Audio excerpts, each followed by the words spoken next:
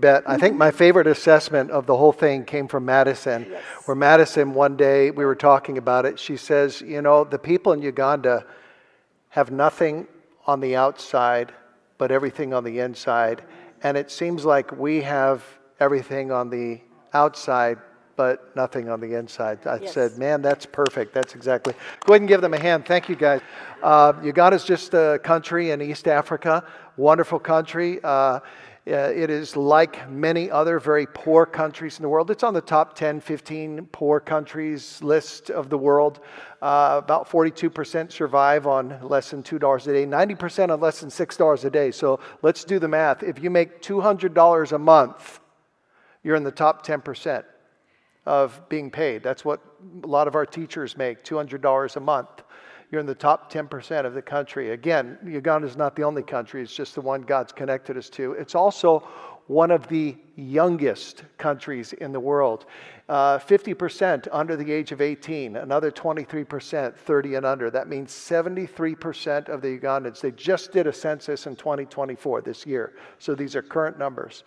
73% of the population, 30 and under, again, half under the age of 18. There's a lot of kids, there's a lot of poverty. That's Uganda. And again, it's not the only nation, it's just the nation that God brought us to. But God is at work in Uganda. In fact, one of the ways we know is that the census takes a religious, Muslims decreased, Anglicans decreased, Catholics decreased. The only group that increased was evangelical Christians the last 10 years. Yeah. So they call them the born-agains. So we see God at work. We got involved in Uganda through a chance meeting in 2006 with Frank Boutai. Met him in St. Regis, Montana, of all places. He, over the years, he's been here to America many times. We've been to Uganda many times. And through that, it's just been a relationship. It's a ministry built on relationship. He is a pastor of Restoration Assembly Church, which is in Nakalabye, a community, poor community in Kampala, Uganda. Their ministry, God's just blessed him and the ministry. They've planted churches. I didn't even list those. There's about 35, 40 churches that he planted that have already gone out. They have schools, an orphanage. They preach the gospel. That's Pastor Aaron on the radio there. They do radio, TV. One of the amazing things in the last 18 months, they have launched 37 new locations. And they've raising up pastors over those locations. The Sunday that we were there, we averaged about 4,000 people in all the locations. We did an outreach one Sunday, and there were 6,000 people in all those locations. And between the four of us preaching the gospel, over 400 people gave their lives to Christ on those Sundays. So God is at work there. Our first trip, we went in 2007, and our heart was to build an orphanage. Tammy and I and the church that we were a part of, and we established this building. It cost about $15,000 to build. And then this is the orphanage today. There's 3 buildings there. It looks beautiful. It's emptier more often now because they have something in Uganda called boarding school.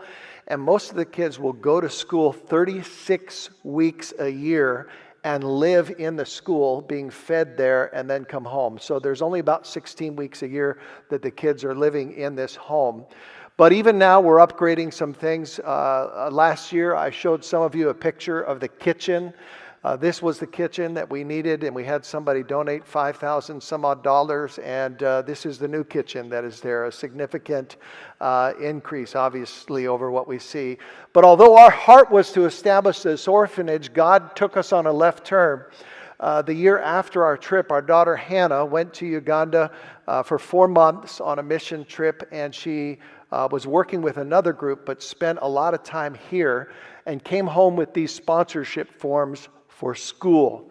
Now, what I learned and what I'm going to share with you is that the average Ugandan only makes it to about 6th grade in Uganda because schools are not free.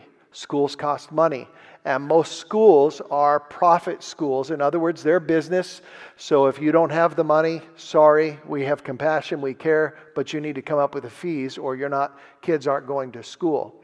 The difference is that the schools that the church started many years ago were built as a ministry to the community. And most of the people can't or are unable to pay for the school. And so as a nonprofit, charitable, Christ-centered organization, we're providing education for kids that otherwise would not get it. We shared those sponsorship forms with our church in Ocean Shores, and within a few years there was over 100 kids being sponsored. And the next thing you know, we established a nonprofit in 2014. And Restoration Uganda is mostly run by myself, my wife, but we also have two very important people that help us. My sister, Terry, is the bookkeeper, handles all the banking, and Emily in the back there. But we basically run this ministry by email, enlisting sponsors and going to Uganda once a year to make sure that the kids are still there and all of those things for accountability and connection. So our primary ministry is all about the school. We do some things with the orphanage and the church, but to be honest, we're very focused on the schools that we have there. Let me just brag a little bit on Jesus and what God has done over the years through Restoration Uganda and in the ministry. I always love to show this picture because this was the first picture I took of the school. This is a picture I took 2 weeks ago. This is the primary school. The primary school right now has about 200 kids in it. At one time it was up to about 350, but right now there's about 200 children. Primary would be kindergarten through 6th grade. There's also a nursery school, has about 100 kids. These are 3 preschool grades. And then we also have 200 children in a high school, 200 students that are going to high school. Most of those, a large majority, are probably in the boarding section. This building, as you look at it, probably cost about $250,000, which we raised over the last few years. And the bottom floor is the high school, and the second floor is the high school. There's 6 grades of high school in there. In fact, most of the building is not finished. The floors look like this, but by God's grace, we have 3 completed rooms. The library, the tiles look amazing, the lab, and then just these last few months, we have a computer lab. We've been praying for this for a long time, but there are 10 computers there as well, so students are learning how to operate computers as well.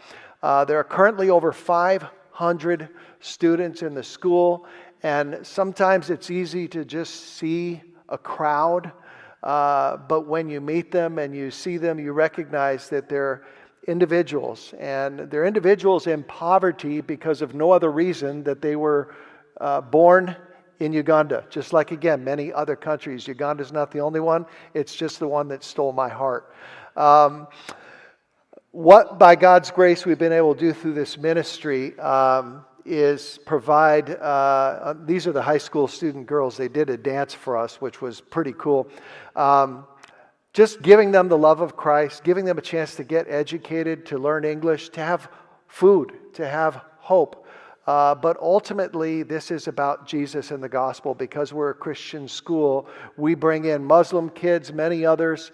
And what we're really doing over the years is we've seen some pastors and other church leaders being raised, because when you have kids, now this is a picture of the boys' boarding section, nothing fancy, but kids are living there, again, 36 weeks a year, and while they're there, they're in a controlled environment, they're studying, they're getting food, but they're also attending chapel services every week, worship services, the kids lead that.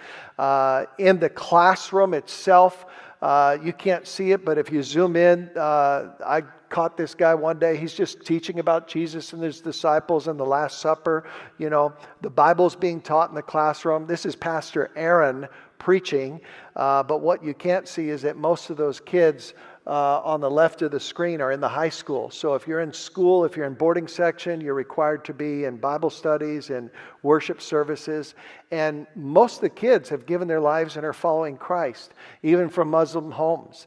This is Francis Kagezi, sponsored by Kevin Lingau, and Vicky was delivering some. Francis is going to be a senior next year. He's one of the pastors, the location leaders. He has a church of the people that he's ministering to.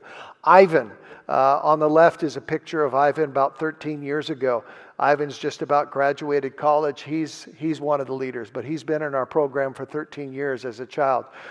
Juma Akiram Kinyiri, by that name you can tell he was Muslim, but he is now again graduating high school. He's going to plant a church this next year. Sisi Namuga. Sisi is getting a degree in education, and what she's doing right now is serving in our high school. That's her office next to the principal of the high school. And so they're getting degrees in education. They're coming back and they're pouring into our school and our ministry. Many of the teens are serving in church. This is the worship team on Sunday morning. Alex, I'm expecting this next week. No, I'm kidding. But almost everybody behind there, the three ladies in front are older women, but almost everybody that's dancing is part of our boarding section, our orphanage, our high school. So we've just seen God raise up many church leaders and develop church leaders through the ministry of the school, because parenting is kind of an 18-year discipleship program. Amen? And that's really what we've become as the family to these parents. In addition to that, again, by God's grace, we've seen academic success in the school. Didn't used to be this way, but as we've been able to increase what we're paying teachers, this is the national average. A Division 1 or 2 are the best scores on the PLE exam that takes place across Uganda. These are our scores the last 13 years. 97% are getting the top grades. Boy, the kids who are studying to take this exam start school at 6:30 in the morning and go till about 9 at night. It's incredible. So again, by God's grace, just over the last 17 years, we've just seen the Lord impact a lot of lives. Some kids have been able to go to college, school buildings, and who would know that just in my free time sending emails and praying, and that we would see God do so many things. It's just a miracle. And I told you last week, again, it's all been the Lord in this.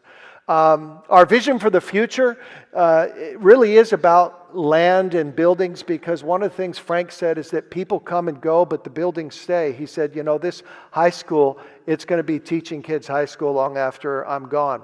And so there's been a vision to continue to establish facilities. What you see here on the picture in front of you at the top is something that looks like a tent. That's where the church is at. It was originally going to be designated for the high school, but they outgrew the church. The church is on the left side in the blue screen. I'm trying to remember what slide I have next. Yeah, left side in the blue screen. They've outgrown it, but we have land. This is the church, the high school, the right side. Yeah, the blue. Thank you. I'll go through some of that. But let me just share with you what our greatest need is right now. And we believe that this need not only is a facility need, but is going to long-term solve some of our financial challenges, is we need to build a girls' boarding section. Now, there's no way. It's interesting. Ron Knutson told me after like a day in Uganda, he's like, Jim, why didn't you tell us about this? I'm like, I've been sharing Uganda for years. He says, but it's not the same when you smell it and you're here and you taste and touch and feel. And you're right, I can't show you on pictures what it's like. But this girls' boarding section is where the girls are living is a really subpar standard, even for Ugandan standards. The building itself. See, there are older buildings that are built temporary, and then there are those solid steel structures like the high school where you can build floors and floors up, and they're going to last for years and years. So this is where the boys are right now, and the high school is. And oh, by the way, I found out that the courts were going to shut the schools down if they didn't do this, build toilets that were separate, boys and girls. Kind of important. So the government got involved, and some people helped rescue us, and there are toilets now in the boys' boarding section. Yes, that is a Ugandan toilet. That's all it is. You can use your imagination, but you get the idea. Let's move on. So what we have here is this big building that I've highlighted on the right there. That is the original church. Again, they've outgrown that, and they're now meeting in the tent, and now they've expanded to 37 locations. On the left, that is our primary school, as well as teacher staff housing. In the middle there, that is our high school boarding section, and then the little one on the right is toilets. With the blue roofs you're seeing, these are all the new buildings. But we own all of the land in between. We've inherited these buildings, and this right now is where the girls' boarding section is. It's something that was never designed to be a girls' boarding section. Now, I'm going to show you some videos. It's pretty hard for you to see. On your right, Pastor Daniel is pointing out to me all the cracks in the building where within 2-3 years, the government won't let us put anybody in there because it's starting to deteriorate. On your left is where the girls are actually living. Again, I wish I could have you smell, taste, feel. If you want to talk to some of the people that were up here and ask how bad it was, it really is something that needs to be addressed. And so what we're going to do is not just this area, but we're going to take all of that area, the entire area between the school and the church. And as you can see, this is very big because the church is now meeting on land that was originally designated for the high school. This church land is going to be now used for this school. And the vision is to build something in this area. The only building that we're going to keep, that we're not going to tear down, is the kitchen. This kitchen was done within the last year. It's the kitchen that we feed about 600 people a day, the school, the students, the staff, the pastors. But literally, we're going to put a brand new boarding section. You can see the size of it is much bigger than our current boarding section. Long term, it could go like 6 stories. Right now, we're just trying to build 2 stories. And the idea and by the way, they're going to build right over that kitchen where they'll vent and everything out of there. But they've got the plans in place to try to do that. Again, that's going to cost about $125,000 per floor. So we're praying for about $250,000 to get that started. And the only time we can really build is in December and January. But that's our first vision. Number 2, we do want to upgrade our facilities because they're not done. We've got plastering that needs to be done on our buildings. The floors need to become tiled. Uganda is rough on buildings and facilities. So about $97,000 is what we've estimated to upgrade. After that, we're hoping to build the vocational land. We own land, this piece of land, right across the street. High schools are supposed to be teaching kids skills like tailoring or welding or things like that, because just being able to read and write isn't going to help you in society. So we're going to try to do that. And then lastly, if by how God provides where there's land. In fact, this picture I took last year, watch it carefully because this is what it looks like this year. They've cleared that whole thing off. And again, you think, well, that's not that big. It's $110,000. Land is really expensive in the city. So literally, we're praying for about $600,000, but what we really need is about $250,000. We'll be taking up an offering here in a moment. No, I'm just kidding. But that's our prayer need. We have a big God, and that's the biggest thing that we need. That's our vision for the future. Let me quickly talk. Some of you know this. We've had some recent financial struggles, and I want to address that because the church was getting into debt. Debt is a totally different thing in Uganda. The whole country runs on debt. Everyone runs on debt. It's 70% of the country is running on foreign aid.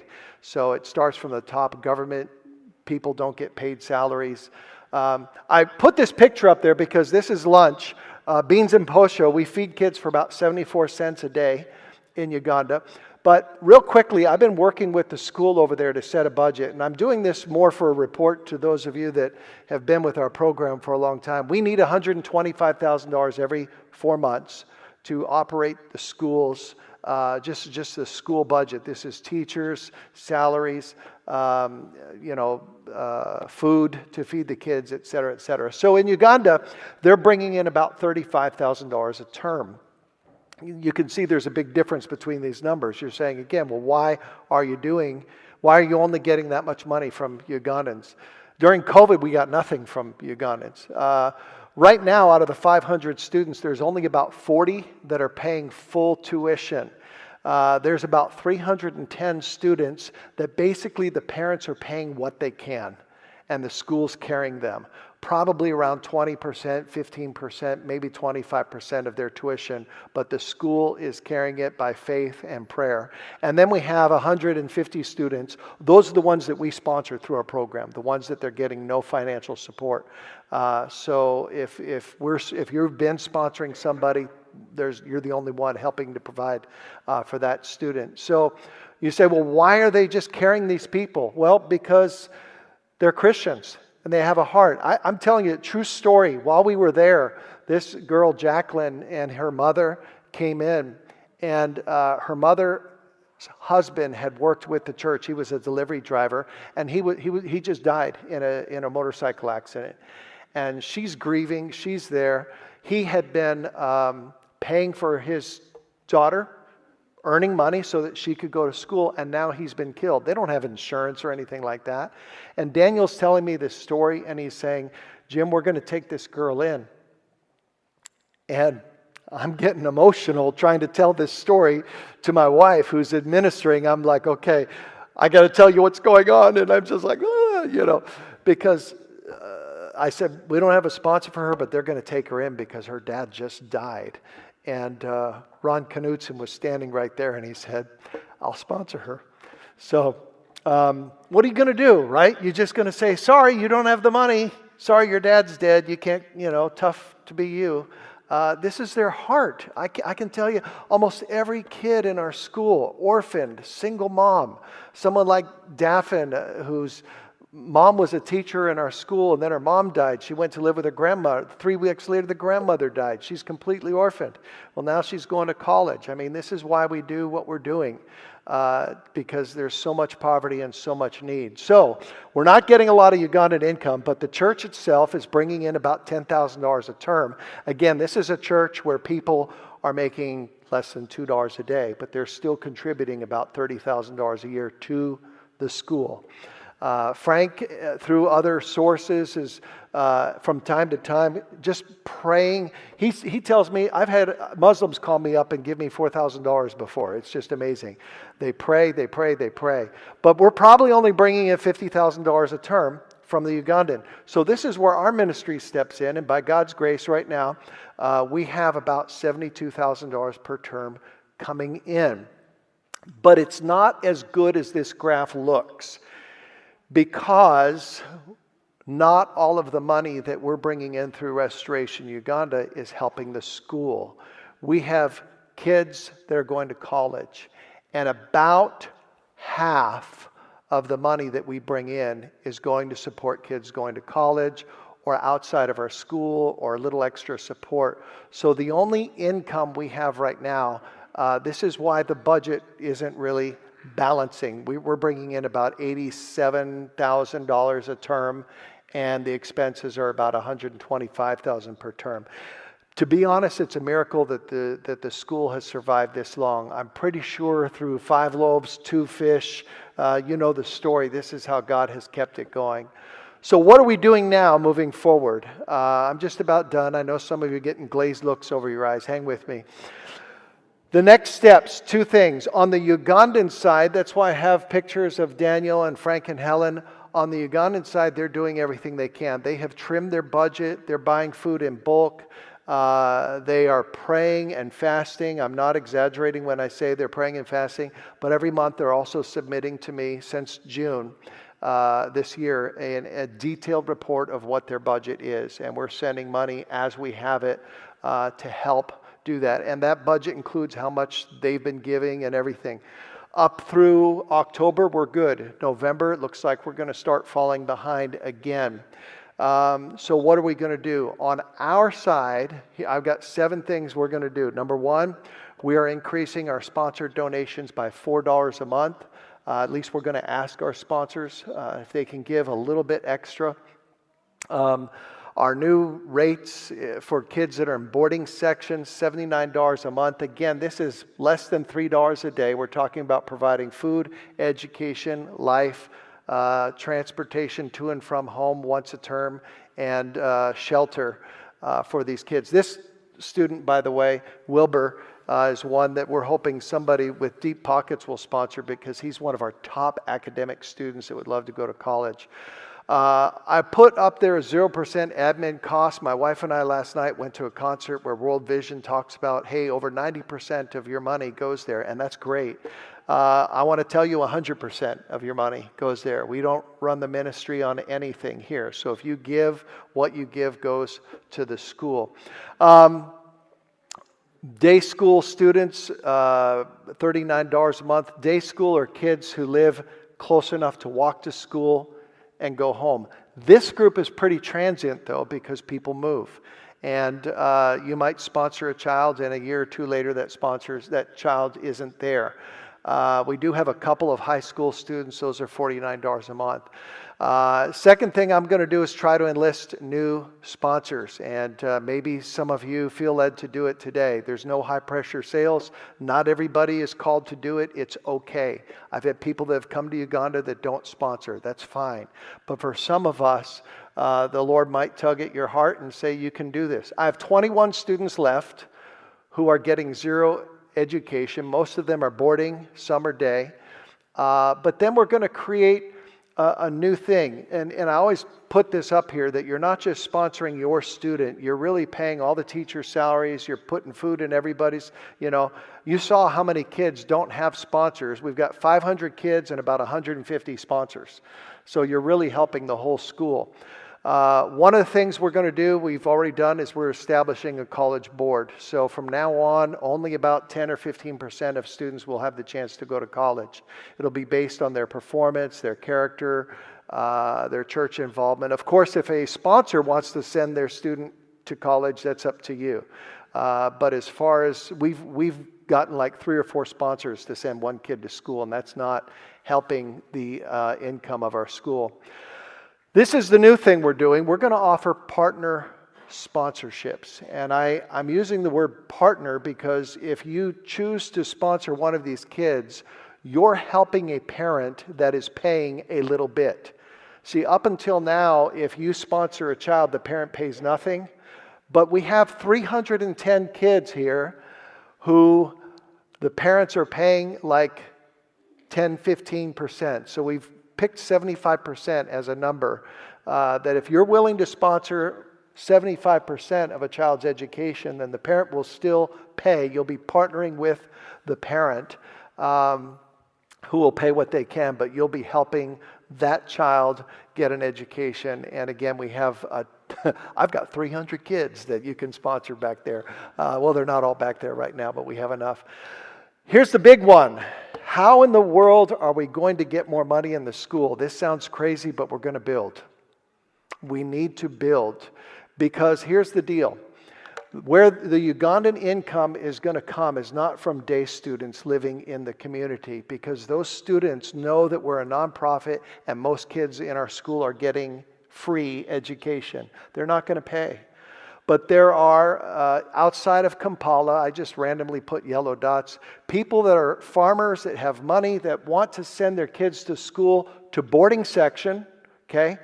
And they're looking for an inexpensive, high academic school. And that's exactly what we are. We score in the top academics, but we're in the bottom 10, 15% of what our fees are because we're not running a profit school. But what's preventing them sending their kids to our school right now is if they saw the girls' boarding section, they would not put their child there. So the vision is if we can build that boarding section, then we can expand the number of kids that are coming in from paying Ugandan families. and get the full amount of tuition for boarding section students. But again, that's this whole area here, what we're talking about, that we just need 2 floors to be built. And I'm praying because one of the questions I asked is, well, what about classroom size? If you've got 40, 50 kids and now you go up to 70, 80 kids, aren't you going to have to hire another teacher? And that just defeats the purpose. And he says, no, actually, for that price, we can have 70, 80 kids in a class, and they'll still be getting the education. And the way they run it, I believe it, because the kids are very disciplined there. Number 6, I'm just going to be praying and seeking some help from some people who have the ability, maybe by God's grace, that want to get involved in doing this. The time to build is between December and January. Realistically, that's probably next December and January. But I'm praying that God can pull off a miracle in the next 2 or 3 weeks, because there's a 10-week break at this time. After that, it's a 3-week break and a 3-week break. But the 10-week break is this time of year, so we can literally destroy those buildings and build 2 stories during this break. That's the miracle that we're asking for. Finally, Pastor Aaron, you can come up here, and I'll give the microphone to you. Finally, what we want to do is bring more people to Uganda.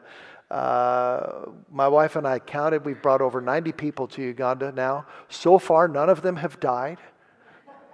And as far as we know, every single person, grab the microphone there, brother, every single person who has gone to Uganda has come back and said, that was so amazing, I would love to go back. So what I want to do with the last 10 minutes I got this morning, I'm going to give 5 minutes to Aaron and 5 to Ron. Aaron was on team 1, and Ron was on team 2. And it was both of their first time experience of going to Africa, and just wanted you to share personally what you experienced and whatever's on your heart for the next 5 minutes. So, yeah, I took all your time. Good luck. Yeah, like everyone's kind of said, it's hard to put into words exactly the experience that you get. It's like walking into the Old Testament of the Bible, and you read of all the devastation, and you see it physically around you, and there's just such a massive difference. If I can communicate one thing to their credit, the Ugandans' credit, as you may have already heard, they have so much joy. You can walk into the house of somebody who lives in a 10 by 10 room with 5 other people, and this person has so much happiness and is so grateful, and their bathroom is right next to their head when they sleep. And these people know Jesus. I don't understand how they get to that point, because as Americans, when we suffer through financial poverty, the first thing it seems like we tend to do is question God about our lives. But they do the exact opposite, and they run to God and depend on God for their survival every single week, every single day. For us, our dependence on God oftentimes only comes when things get hard. But I want to share a couple stories in particular, and one of them I've shared already, but there was a young girl named Mona Lisa, and I was in charge of the games. And Mona Lisa has a type of asthma that activates when she gets too cold. And cold in Uganda is 86 degrees, so she could never come to Spokane, Idaho. Got 86 degrees outside, and this girl starts having a massive asthma attack. If you guys have ever seen that, you're not sure exactly what can happen. It can cause all sorts of complications with brain oxygen levels and all that. And I take her as Piano's operating the games. He continues working with the kids, and her and her friends scoot her over into the next room, and they're covering her up. And I'm like, we need to get her more oxygen. We need to take her to a window. So I'm like, they said, no, Aaron, no. We need to put all of our clothes on her. And they're taking their jackets off. They're taking their coats off. They're taking their sweaters off. And they're putting as much as possible layered over this girl. And she passes out as I'm holding her in my arms. And I thought she might have died, because I'm not good with checking pulse. I'm like, what just happened? And she's just laying there, and I'm holding her, praying that Jesus just keep her alive. Don't let her die in my arms. And I realized in that moment, I looked at her, I was like, what do you guys do when this happens? Say we just have to wait for her to wake back up. You can't do anything. There's no doctors that can help her. There's no medical availability for her condition, at least that's affordable. And so they just have her pass out every week almost and hope that she doesn't die. This is a normal thing for anybody that's sick, and I mentioned a few weeks ago the disease levels in Uganda are extremely high because of the poor living conditions. So what I'm trying to communicate with this is we as Americans, if I look around, I believe 99% of us in here just live month to month. None of us are rich, I don't think. And with that being said, just a few dollars from us can provide for a week for them. So little can go. You hear it all the time, so little goes so far, but that is an understatement. When you give just a little bit, if it's money or if it's a letter of encouragement. I'm looking at these kids and they're sharing with me some of the letters that they've had come to them. And they look at me and they say, Aaron, this is my sponsor mom. This is my sponsor dad. You who are supporting them become second parents to these kids. And I'm telling you, when they are there, between classes, when they're not busy, they're upstairs and they're praying for you.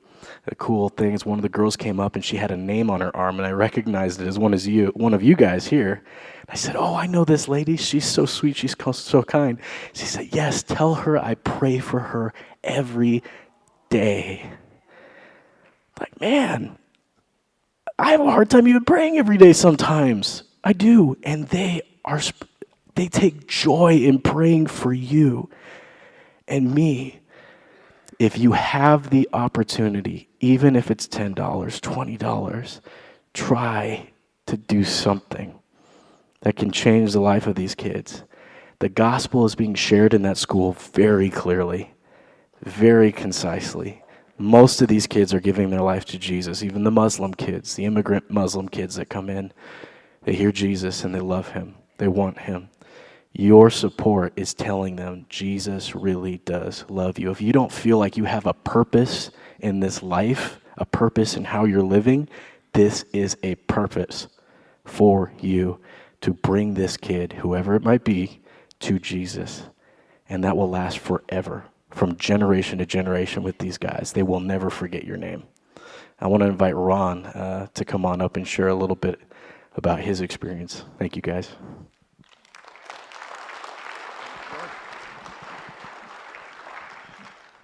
Well, when I was approached by Jim to go to Uganda, I was probably a lot like you. I was in a place in my life that I could afford to do that. But to be honest, it was almost going to the mission field was just checking off that religious step. Hey, I've taught, I've preached, I got to go to the mission field. Well, I didn't go to Africa to find God, but God found me in Africa. We got there about Friday, and by Monday I was an emotional wreck. Tina, one breakfast, said, oh, the Tin Man has a heart, because I was a crybaby the whole week. What God showed me was just several things, but what living faith looks like. We all know what saving faith is, and we got that. But I'll challenge each of you that you have no concept of what a living faith is until you see it lived out by people with such joy and such love for God. The other thing is, God kind of broke me down and said, look at the joy. Their joy is not dependent on circumstances. You know, we're Americans, we're happy, but we're only happy in our circumstances. They're so filled with joy. And like Jim said earlier, to watch them worship with just total abandon when you can smell the sewers on the outside is just such a humbling thing. And then finally, it just dawned on me today, the last thing that God gave me on this trip was a bond with each of the people that were on my team. We shared something that we'll always carry with us and that will unite us. So you can grab any of us and we can spend hours telling you about each of our trips and the experiences and just the stories we can tell you. On that first Monday, I'm helping in the office, and a mother comes in with a child that has malaria. And she doesn't have money to buy malaria medicine. And Jim and Tammy give her 40,000 shillings. Now, to put that in perspective, that's like $11 American. That mother didn't have $11 to get her kid medicine. And it just, my knees are shaking going, it's just breaking me down. Second quick story. Jim told you about Jacqueline and her brother Angel, who lost their dad from a boda accident of motorcycle. He died a week earlier. I wasn't supposed to be in the office that day. I was supposed to be in a business conference. And that morning I told Tammy, I said, I really don't need to be there. I need to be with you. So God put me in a position to hear that story. But what you didn't hear, and there's a picture floating around here of Tammy ministering to Jacqueline and telling her the story about Martha and Mary and Lazarus, how Jesus loves her like he loved Martha and Mary. And I'm sitting over in the corner bawling. Her heart and Jim's heart for this ministry is phenomenal. And by the grace of God, they're allowed to do this. I would challenge everybody here, there's not a better ministry that I know of that you can support. You will be blessed beyond measure by helping these kids. My wife and I, we took on 2. So there's room there. If you give up 1 latte a day, you're paying for a kid's education. And trust us, it's not a fancy setup. And I will also challenge you, if you get an opportunity to follow your heart and God's lead to a mission field somewhere, whether it's Uganda or some other third world country, God will break you and make you and change you, and you will never be the same again. Thank you.